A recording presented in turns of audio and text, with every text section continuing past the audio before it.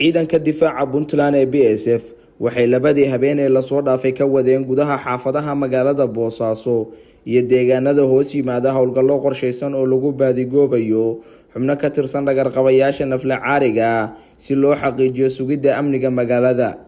Howlgalladan ay ciidanku ku xaqiijinayeen amniga magaalada si aysan kooxaha argagixisada ay u helin fursad ay magaalada kaga fuliyaan falal argagixisanimo. Intii howlgalku socday waxay ciidanku soo xireen xubno laga shakiyay iyo kuwa lala xiriirinayo inay la shaqeeyaan kooxaha la qalday ee u haysta daadinta dhiigga shacabka muslimiinta ah inay kaga xoroobayaan naarta, kuwaas oo baaris la marinayo si loo hubiyo inay ka tirsan yihiin kooxaha cadowga ah oo inta badan isu ekaysiiyay dadka shacabka ah.